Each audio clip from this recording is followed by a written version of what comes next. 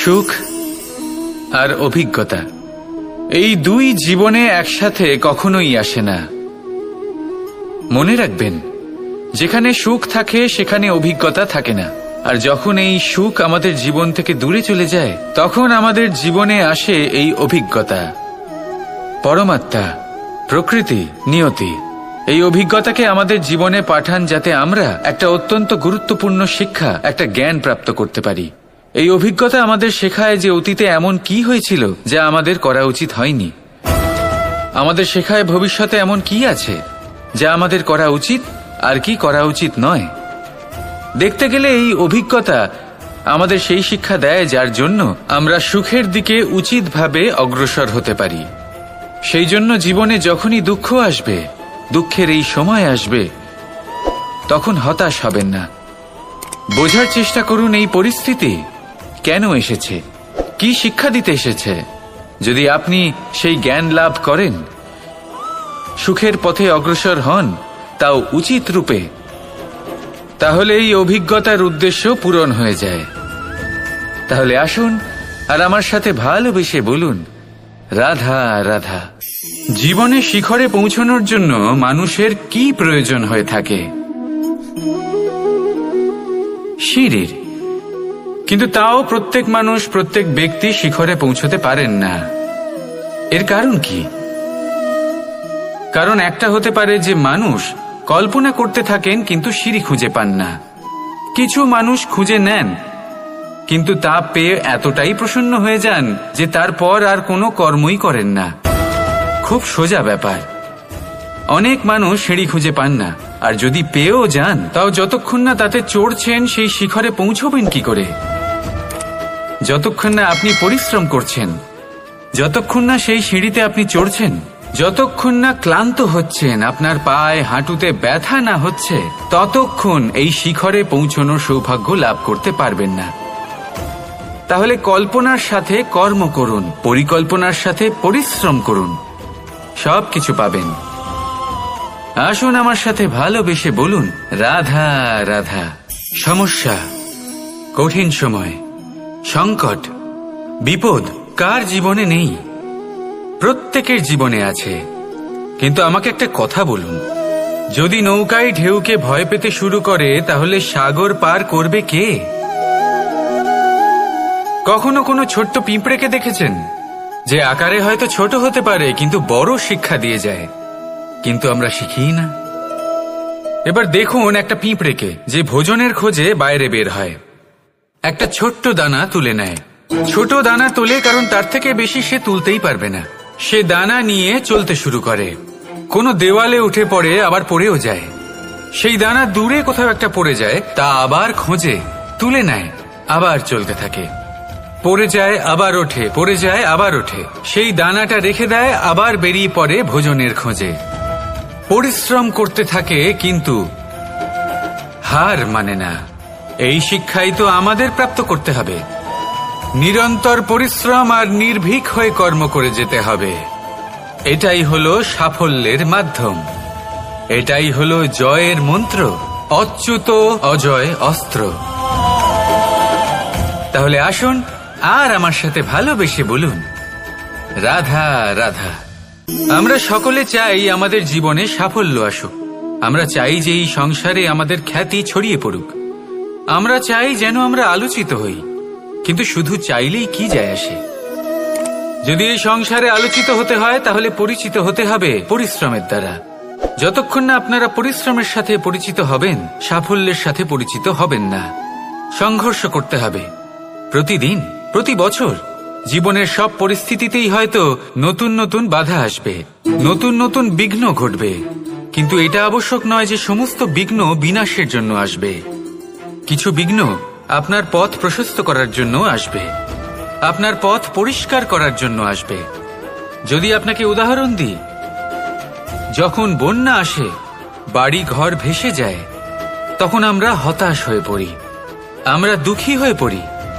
কিন্তু সেই বন্যাই আমাদের সেই ধরিত্রীকে এত উর্বর করে তোলে যে সেই উর্বর অংশ কাজে লাগিয়ে আমরা সেরকম আরো 10টা বাড়ি বানাতে পারি। তাহলে ধন্যাত্মক থাকুন আর যে কোনো সংঘর্ষের জন্য প্রস্তুত থাকুন।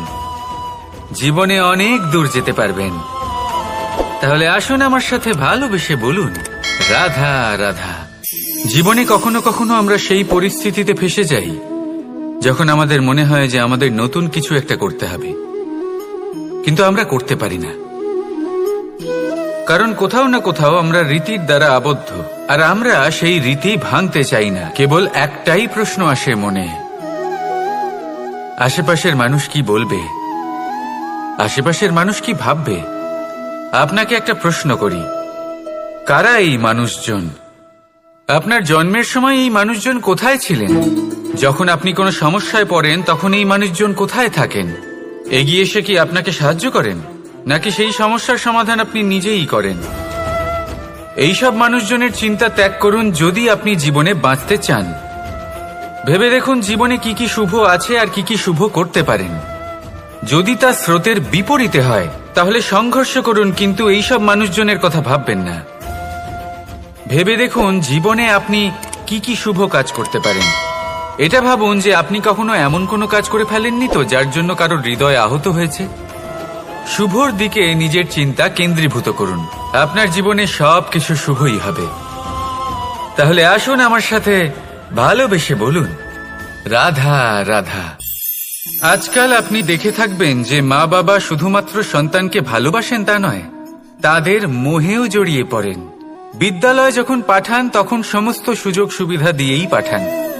চেষ্টা করেন যে সবসময় যেন সন্তান তাদের চোখের সামনেই থাকে, কিন্তু ভুলে যান এক অত্যন্ত গুরুত্বপূর্ণ কথা, যে সন্তানকে এক নতুন দৃষ্টিভঙ্গি দেওয়াই হলো ওনাদের কর্তব্য। সেই জন্য পুরাতনকালে শিষ্যদের গুরুকুলে পাঠানো হতো, বাড়ির থেকে দূরে। কারণ বাড়ি ছেড়ে যাওয়া এক সন্তানের জন্য, এক শিষ্যের জন্য অত্যন্ত শুভ লক্ষণ হয়।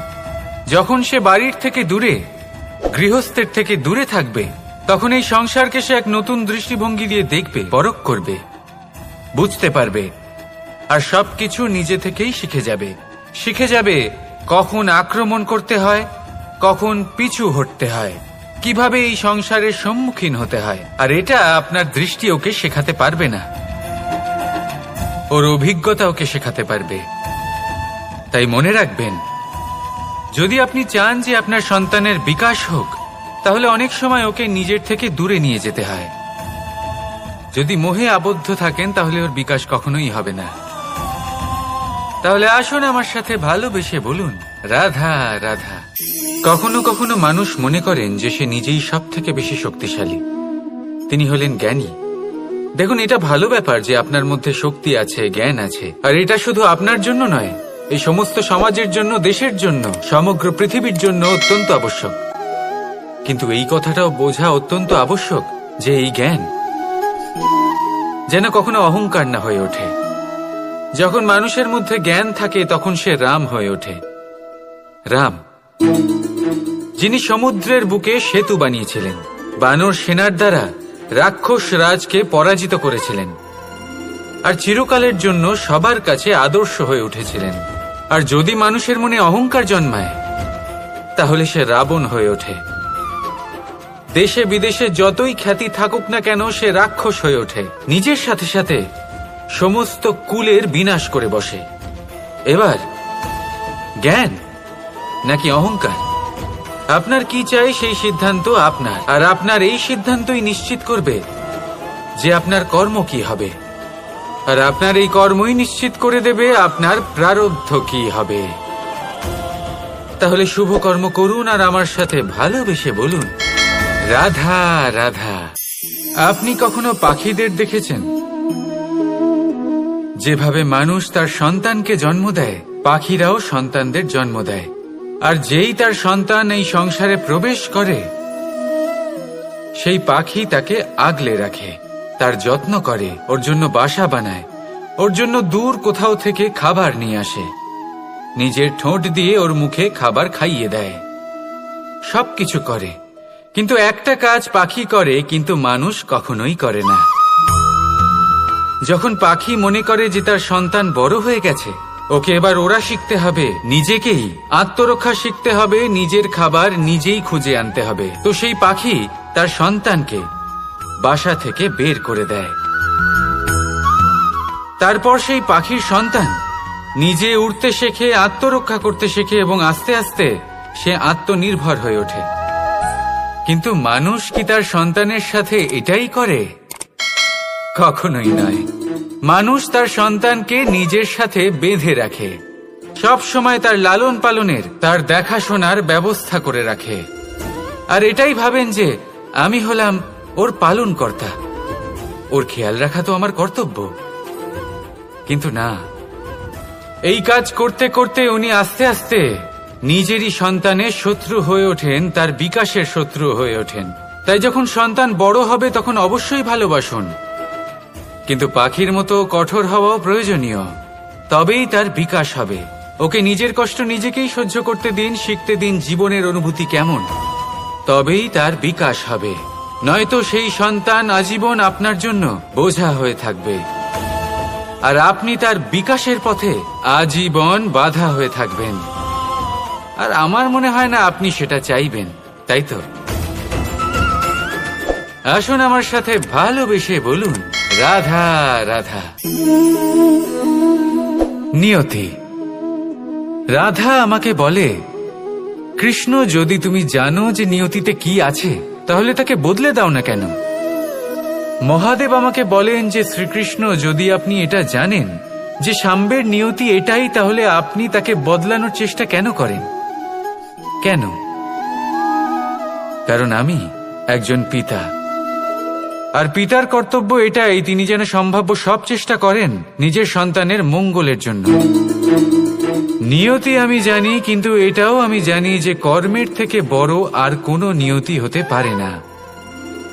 অভিজ্ঞতাও রয়েছে যে কর্মের হাতে নিয়তির এই চক্র বদলে যেতে পারে। তাই জীবনে যদি আপনার কখনো এমন মনে হয় যে এটা তো অসম্ভব, তখনও চেষ্টা করা কখনোই ছাড়বেন না। কে বলতে পারে আপনারই কর্মের কোনো এক বীজ হয়তো নিয়তির চাকায় আটকে গেল, আর নিয়তিকে নিজের পথ পাল্টাতে হলো, ঠিক কিনা? সেই জন্য নিয়তিকে ভাগ্য মেনে নিয়ে চুপ করে বসে থাকবেন না। নিজের নিয়তি স্বয়ং নিজের কর্মের দ্বারা নির্ধারিত করুন, কারণ আপনার এই কর্মের ওপরেই আপনার অধিকার রয়েছে, আর এই অধিকারকে নিয়তি অনেক সময় সম্মানও করে। তাহলে আসুন আর আমার সাথে ভালোবেসে বলুন, রাধা রাধা। প্রতিষ্ঠা এবং চরিত্র মানুষের জীবনের দুটি গুরুত্বপূর্ণ অংশ। যখন মানুষ ধন অর্জন করে, ঐশ্বর্য লাভ করে, জীবনযাপনের সামগ্রী ক্রয় করতে পারে, তখন সে প্রতিষ্ঠিত হয়। আর এই চরিত্র, সেটা হলো মানুষের শ্রেষ্ঠ স্বভাব আর তার সৎকর্ম, এইসবের ফল। মানুষ এই প্রতিষ্ঠাকেই নিজের জীবনের অস্তিত্ব বলে মনে করে ফেলেন, আর সেটা অর্জন করার জন্য সবকিছু করতে প্রস্তুত হয়ে যান, এমনকি নিজের চরিত্রকেও বাজি রাখতে প্রস্তুত হয়ে যান। কারণ মানুষ একটা কথা জানেন না, যে যদি প্রতিষ্ঠা নাশ হয়ে যায় তাহলে তার দ্বারা কিন্তু জীবন নাশ হয় না। আবার পরিশ্রম করে, নিরন্তর প্রয়াস করে প্রতিষ্ঠা আবার অর্জন করা সম্ভব। কিন্তু একবার যদি আপনার চরিত্র নাশ হয়ে যায় তাহলে আপনার জীবন পূর্ণরূপে নষ্ট হয়ে যাবে, এই কথাটা নিশ্চিত। আর আবার এই চরিত্র নির্মাণ করা সম্ভব নয়। মানুষের জীবনের আসল অস্তিত্ব হলো তার চরিত্র। যদি কোনো ব্যক্তির চরিত্র অত্যন্ত শ্রেষ্ঠ মানের হয় তাহলে সে এই সংসারের সবকিছু লাভ করতে পারবে যেগুলো তার প্রয়োজন। হতে পারে সে যাবতীয় ভৌতিক সামগ্রী সেই মাত্রায় হয়তো সে নাও পেতে পারে যতটা আমরা কামনা করছি, কিন্তু তার জীবন এবং তার অন্তর্মন সুখ এবং আনন্দ দ্বারা পরিপূর্ণ হয়ে থাকবে, এই কথাটা নিশ্চিত। সেই জায়গায় এমন অনেক ব্যক্তি যারা প্রতিষ্ঠিত, তারাও কিন্তু অন্তর্মন এবং জীবনের এই সুখ লাভ করতে পারেন না। এবার আপনি কি অর্জন করতে চান সেটা আপনাকে বুঝতে হবে। আসুন আমার সাথে ভালোবেসে বলুন, রাধা রাধা। আমরা সবাই পাথর দেখেছি, পর্বতও দেখেছি, শুকনো পাতাও দেখেছি, শ্যামল বনানীও দেখেছি। কখনো ভেবেছেন পাথরের অস্তিত্ব কিন্তু ততক্ষণ পর্যন্ত যতক্ষণ সে পর্বতের গায়ে আটকে থাকে। যখন সেই পর্বত থেকে সেই পাথর ভিন্ন হয়ে যায় ও নিজের অস্তিত্ব হারিয়ে ফেলে। আস্তে আস্তে কখনো পাথর কেটে বা কখনো পিষ্ট হয়ে সেই পাথর আস্তে আস্তে মাটিতে পরিণত হয় এবং পূর্ণরূপে নিজের অস্তিত্ব হারিয়ে ফেলে। এটাই পাতার সাথেও হয়। এই পাতা যতক্ষণ গাছের ডালের সাথে যুক্ত ততক্ষণ তার অস্তিত্ব থাকে। যখনই ডাল থেকে বিচ্ছিন্ন হয় সেও নিজের অস্তিত্ব হারিয়ে ফেলে। আর এটাই আমাদের সাথেও হয়। যতক্ষণ আমরা নিজেদের আপনজনের সাথে যুক্ত থাকি আমাদের অস্তিত্ব বজায় থাকে। যখন আপনজনদের সাথে সম্পর্ক ছিন্ন করি তখন আমরাও আমাদের অস্তিত্ব হারিয়ে ফেলি। এবার এই সংসারের প্রত্যেক ব্যক্তি স্বতন্ত্র থাকতে চান, আর অনেক ব্যক্তি স্বতন্ত্র থাকবেন বলে আপনজনদের দূরে করে দেন আর তাদের সাথে এই সম্পর্ক ছিন্ন করেন। এটা কি সত্যি প্রয়োজন? আপনজনদের সাথে সম্পর্ক ছিন্ন করে নিজের অস্তিত্ব হারিয়ে ফেলা প্রয়োজনীয়, নাকি আপনজনদের সাথে সম্পর্ক বজায় রেখে নিজেদের স্বতন্ত্র করে রাখা সেটা আবশ্যক? নির্বাচন আপনারই। আসুন আমার সাথে ভালোবেসে বলুন, রাধা। পরিবর্তন এই সংসারের শাশ্বত নিয়ম। কোন রাজা নেই যিনি চিরকাল রাজা থাকেন, কোন ধনী ব্যক্তি নেই যিনি চিরকাল ধনী থাকবেন। এই সংসারে সূর্যের স্থান নেওয়ার জন্য চন্দ্রিমার আগমন ঘটে। কোন স্থান যাকে পতিত বলা হয়েছিল সেখানে মহল তৈরি হয়েছে। কোন স্থান যাকে আজ মলিন বলা হয়েছে কাল সেখানে মন্দিরও স্থাপন হতে পারে। কোন ঋতু চিরকালের জন্য থাকে না, কখনো সময় চিরকাল একরকম থাকে না। আজ যে আপনার কাছে রয়েছে কাল অন্য কারোর ছিল, আজ যে আপনার কাছে রয়েছে কাল তা অন্য কারোর কাছে চলে যাবে। আপনার সাথে কিছু থাকলে তা হলো আপনার কর্ম, কিন্তু সেই কর্মের পরিণামও আপনার নয়। আপনি শুধু কর্ম করুন, বাকি সবকিছুই পরিবর্তনশীল। কিন্তু সেই পরিবর্তনকে দেখে ভয় পাওয়ার প্রয়োজন নেই, তাকে স্বাগত জানান। যদি আপনি হাসি মুখে সেই পরিবর্তনকে স্বাগত জানান তাহলে এই পরিবর্তনও হাসি মুখে আপনার সাথে থাকবে। আসুন আমার সাথে ভালোবেসে বলুন, রাধা রাধা। বটবৃক্ষের বীজ সর্ষের দানার থেকেও ছোট হয়, কিন্তু যখন তা নিজের রূপ ধারণ করে তখন তা বিশাল বৃক্ষের আকার ধারণ করে, যা সহস্র বছর ধরে বেঁচে থাকে, ছায়া প্রদান করে, পাখিদের আশ্রয় প্রদান করে আর দেয় পথচারীদের বিশ্রাম করার স্থান। কেন? কারণ সেই ছোট বীজ তা মাটির ভেতরে গিয়ে নিজের খোলস ত্যাগ করে। অন্ধকারে থাকে সে, যতই আলো আসুক না কেন, যতই বর্ষা আসুক না কেন, সব সহ্য করে। আর তারপরে একটা চারা গাছ অঙ্কুরিত হয়, তারপর ধীর গতিতে একটা বিশাল বৃক্ষতে পরিণত হয়। দেখুন, জীবনে কঠিন সময় আসে, এই জন্য নয় যে আপনি হার মেনে নেবেন, এই জন্য আসে যাতে আপনি ভবিষ্যৎ নির্মাণের জন্য নিজেকে তৈরি করতে পারেন। যদি কঠিন সময়ে আপনি ওই বীজের মতো দৃঢ় হয়ে থাকতে পারেন তাহলে আপনিও একদিন সেই বিশাল বৃক্ষের মতো নিজের অস্তিত্ব গড়ে তুলতে পারবেন, যা সহস্র বছর পর্যন্ত মনে রাখা হবে। আসুন আমার সাথে ভালোবেসে বলুন, রাধা রাধা। সঞ্চয়। মানুষের যখন থেকে বোধবুদ্ধি হয় সঞ্চয় করতে আরম্ভ করে দেন। সঞ্চয় করতে থাকেন ভোজনের, সঞ্চয় অর্থের, সঞ্চয় শক্তির। নিজের জন্য করেন, নিজের পরিবারের জন্য করেন, নিজের স্ত্রীর জন্য করেন, সন্তানের জন্য করেন, সন্তানের সন্তানের জন্যও সঞ্চয় করেন। সঞ্চয় করার জন্য ওনার কাছে অনেক কারণ রয়েছে, কারণ উনি এটা ভাবেন যে এই সঞ্চিত শক্তির জন্য কেউ ওনার কোনো ক্ষতি করতে পারবে না। মানুষ ভুলে যান একটা গুরুত্বপূর্ণ কথা, এই সত্য, উনি এই সংসারে খালি হাতেই এসেছিলেন আর এখান থেকে ওনাকে খালি হাতেই যেতে হবে। যা এখানকার তা এখানেই থেকে যাবে, আর যদি কিছু ওনার সাথে যায় তা হলো ওনার কর্ম। আর কিচ্ছু নয়। তাই যদি কিছু অর্জন করতে চান তাহলে শুভ কর্ম অর্জন করুন, আত্মশক্তি অর্জন করুন, কারণ পরলোকে এটাই হবে আপনার সম্পত্তি। তাহলে কি এটা আপনি অর্জন করতে চান না? আসুন আর আমার সাথে ভালোবেসে বলুন, রাধা রাধা। সদিচ্ছা দেখতে গেলে 3 অক্ষরে তৈরি এই শব্দ, কিন্তু সমস্ত ত্রিলোক তার উপরেই আধারিত। আপনি এই সংসারে এসেছেন, তখন অবশ্যই শ্বাস নেবেন, কিন্তু তার বদলে আপনাকে কিছু তো দিতেই হবে। আপনার উপর নির্ভর করছে আপনি কি দেবেন। কি দেবেন এই সংসারকে, এই সমাজকে, নিজের পরিবারকে, আর তার বদলে কি নেবেন? যশ নাকি অপযশ? দেখুন, এক ছিল রাবণ, যে কিনা সমুদ্র পার করল সীতাকে অপহরণ করার জন্য, আর এক ছিলেন রামচন্দ্র, যিনি সমুদ্র পার করেছিলেন, সেতু বানিয়ে গিয়েছিলেন সীতাকে ফিরিয়ে নিয়ে আসার জন্য। দুজনেই সমুদ্র পার করেছিলেন, শুধু পার্থক্য ছিল সদিচ্ছাকে বোঝার লক্ষ্যের। অনেক মানুষের যাত্রা একরকম হতেই পারে, কিন্তু আনন্দ তখনই লাভ করবেন যখন লক্ষ্য শুভ হবে, মহান হবে। এই লক্ষ্য দিয়ে এই সংসারের কল্যাণ হবে এবং মানুষের সম্মান হবে। যদি আপনার সংকল্প উচিত হয় তাহলে আপনার লক্ষ্য উচিতই হবে, নয়তো শুধুমাত্র বিনাশ হবে।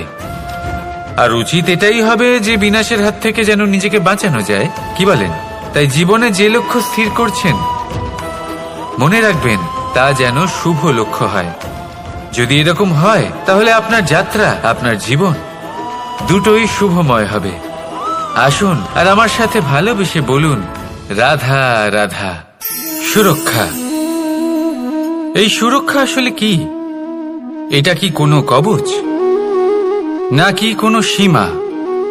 এই সুরক্ষা আসলে অন্য কিছু।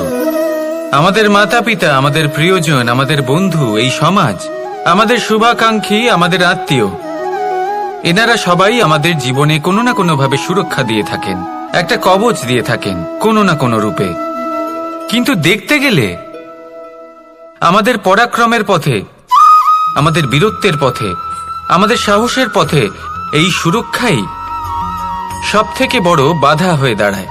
একবার ভেবে দেখুন, যদি আপনি কোনো সুরক্ষাই না পান, বা যদি আপনি এই সুরক্ষা ভেঙে বাইরে আসতে পারেন, তাহলে আপনার বীরত্ব চরম সীমায় পৌঁছে যায়। কেন? কারণ তখন আপনি জানেন যে এই সংসারের সম্মুখীন আমাদের নিজেদেরই হতে হবে।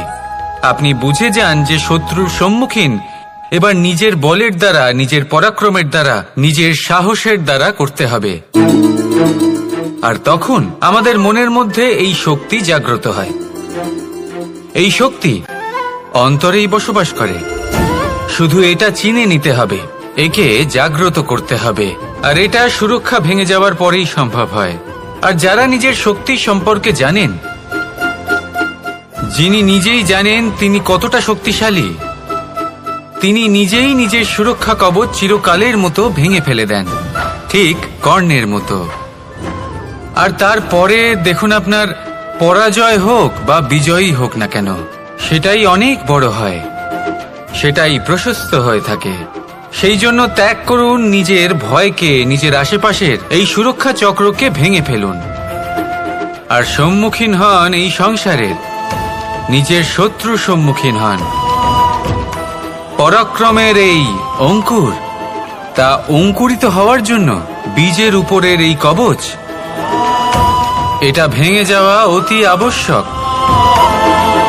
আসুন আমার সাথে ভালোবেসে বলুন, রাধা রাধা। কর্ম এবং ফল। দেখতে গেলে এই সমস্ত ব্রহ্মাণ্ড এই দুইয়ের মাঝেই স্থির হয়ে আছে। মানুষজন কর্ম করেন ভালো ফল লাভের আশায়, আর ভালো ফল লাভের আশায় উনি এটাই ভুলে যান যে উনি যে কর্ম করছেন তা কি করছেন। আমি বলেছিলাম কর্ম করুন ফলের চিন্তা না করে, কিন্তু কি কর্ম করছেন সেই বিষয়ে ভাবাটাও অত্যন্ত আবশ্যক। নয়তো অনেক সময় আমরা এমন কর্ম করে ফেলি যা না চাইতেও বিষে পরিণত হয়, যা হয়েছে দুঃশাসনের সাথে, দুর্যোধনের সাথে, গুরু দ্রোণের সাথে। একজনের মানসিকতা উচিত ছিল না, একজনের বিবেক উচিত ছিল না, আরেকজন যে পক্ষ নির্বাচন করেছিলেন সেই পক্ষ উচিত ছিল না। আর যা কিছু ওনাদের সাথে হলো, আপনার, আমার, আমাদের সকলের সাথে তা হতে পারে। আমি বলেছিলাম কর্ম করুন, ফলের চিন্তা করবেন না, কিন্তু এই কর্মের বিষয়ে বিচার করে দেখাটাও ততটাই আবশ্যক। দেখুন, কর্ম করার উচিত প্রক্রিয়া ফলের চিন্তা না করা, কিন্তু যদি আপনার কর্ম শুভ হয় তাহলে তার ফলও নিয়তি আপনাকেই দেবে। সর্বদা কর্ম করার সময় এটা ভাবুন যে আপনার এই কর্ম এই সংসারকে, এই সমাজকে, আপনার পরিবারকে, আপনার আশেপাশের মানুষজনকে কোন দিশায় নিয়ে যাবে। যদি এটা সবার জন্য মঙ্গলময় হয় তাহলে কর্ম করতে থাকুন। আর হ্যাঁ, নিশ্চিত রূপে ফলের চিন্তা করবেন না। আসুন আমার সাথে ভালোবেসে বলুন, রাধা রাধা। যখন আমরা হাঁটতে থাকি আর আমাদের পায়ে কাঁটা বিঁধে যায়, তখন মুখ দিয়ে আহ বেরিয়ে আসে, কান্না চলে আসে, আর অনেক সময় অভিশাপও বেরিয়ে আসে। কিন্তু আমরা কি কখনো এটা এইভাবে দেখেছি, এইভাবে ভেবেছি যে আমরা যে পথে চলেছি সেই পথে কাঁটা বিঁধেছে, নাকি আমরা সেই পথ নির্বাচন করেছি যাতে শুধুই কাঁটা রয়েছে? নাকি আমরা এভাবে ভেবে দেখেছি যে এই কাঁটা আমাদের কষ্ট দিতে এসেছে, নাকি এটা আমরাই বিছিয়ে রেখেছিলাম? সাবধান থাকা উচিত ছিল, কারণ কাঁটা বিঁধলে যন্ত্রণা হবে, চিৎকার করে ফেলতে পারি, মুখ থেকে অভিশাপও বেরিয়ে আসতে পারে। কিন্তু এই অভিশাপ শুধুমাত্র আমাদের তরফ থেকে অভিশাপ হয়, সামনের ব্যক্তিটির ওপরও নির্ভর করে। এবার সেই ব্যক্তি যদি এমন হয় যে ফুল আর কাঁটা এই দুই সমানভাবে গ্রহণ করতে পারে, তার কাছে অভিশাপও বরদানে পরিণত হয়। শেষ পর্যন্ত ব্যাপারটা দাঁড়ায় ভাবনা, চিন্তা, দৃষ্টিভঙ্গির ওপর। কারণ আপনার এই ভাবনাই সত্যি হয়ে সামনে আসে।